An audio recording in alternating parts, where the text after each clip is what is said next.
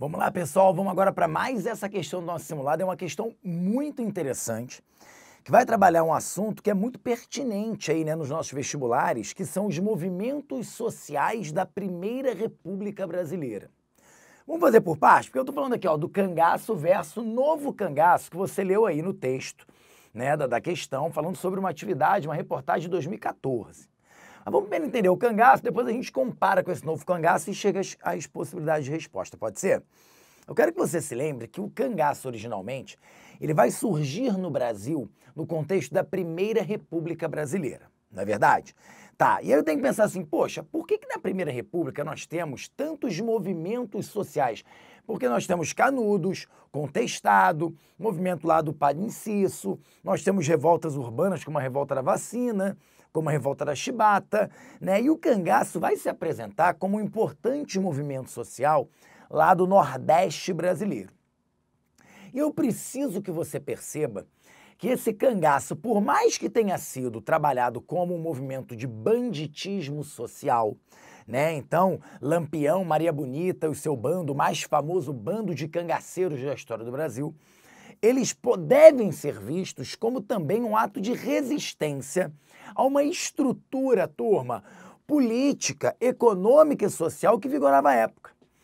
Tanto é que a gente chama a nossa Primeira República do tempo do liberalismo excludente. O Jorge Ferreira, lá na UF, né, fez um trabalho fantástico, né, e o primeiro livro que fala sobre a Primeira República fala sobre isso, né, a que você chamava de República Velha, né? Então, essa república oligárquica, né, esse período em que as grandes oligarquias, os grandes latifundiários controlavam a vida política e econômica do seu país, né, isso acabou gerando um processo extremamente excludente para a população. Na verdade, principalmente a população mais pobre. Então, quando a gente pensa nesse Nordeste, estamos falando de pessoas que não conseguem modificar a sua situação de vida através do voto, né? Primeiro, porque era um processo extremamente fraudulento.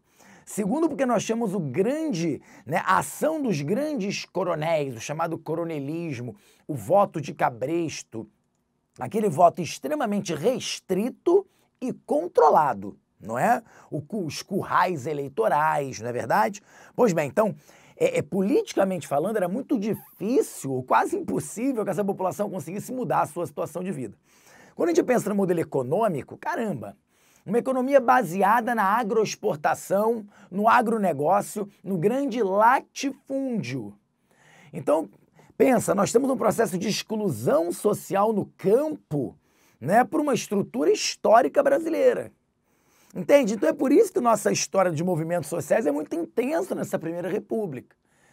Mas por que eu digo que pode ser visto como um ato de resistência? Porque esses homens e mulheres, quando pegavam em armas, montavam esses bandos, iam para o interior, né, para promover assaltos, sequestros, assassinatos. Turma, por mais que a gente entenda que isso não é o ideal, né, que isso é ilegal, é contra a lei, a gente tem que entender a conjuntura que gerou esse tipo de movimento. Eu costumo dizer às vezes que é um movimento legítimo. Não estou dizendo que é certo, correto, ou que a gente tem que concordar, mas é algo legítimo. São pessoas num grau de sofrimento muito intenso e que acabam se levando a situações extremas que é difícil a gente aqui ficar definindo se são bandidos ou não.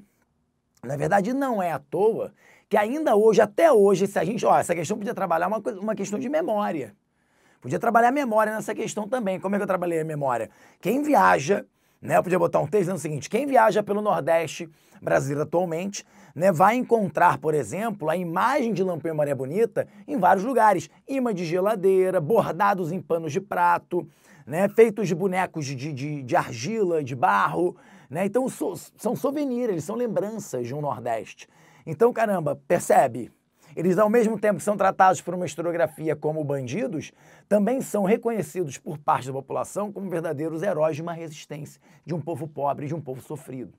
Percebe? E aí, quando a gente analisa esse novo cangaço, como foi apelidado, esses grupos, né, esses bandidos que também estão colocados aí na reportagem de 2014, ora, por quê? Qual é a ambiência que gera o novo cangaço, turma? Ainda, infelizmente, é uma ambiência muito semelhante com aquela que possibilitou o cangaço. Porque nós resolvemos a questão, por exemplo, do latifúndio, principalmente lá no interior né, brasileiro, no Nordeste brasileiro, a gente resolveu o latifúndio? Não, a gente não resolveu, a gente não fez uma política de reforma agrária consistente. Não é verdade? 2, a gente resolveu a questão do coronelismo? Não, ainda tem coronelismo. Entende? Então ainda tem pobreza, ainda tem fome, né, no campo do Brasil. Então, a ambiência é muito parecida. Então, por isso, vamos lá? Olha aqui, ó. Pode ser corretamente relacionada a cangaço, pois vamos lá.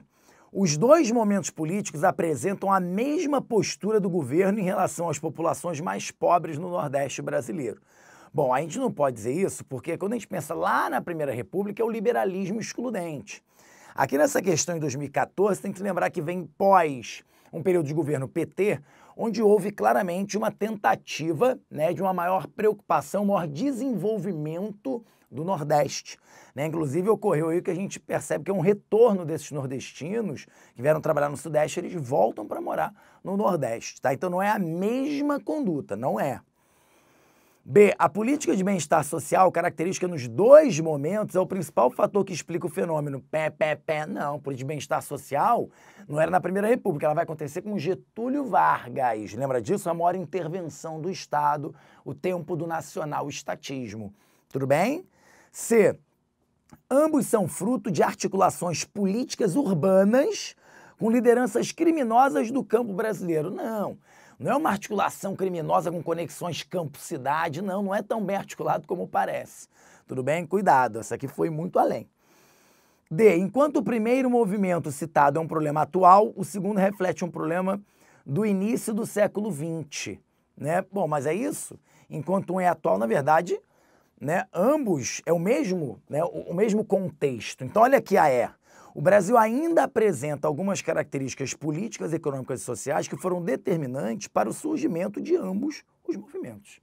Concorda? Que a letra E é mais adequada? Então, gabarito, letra E.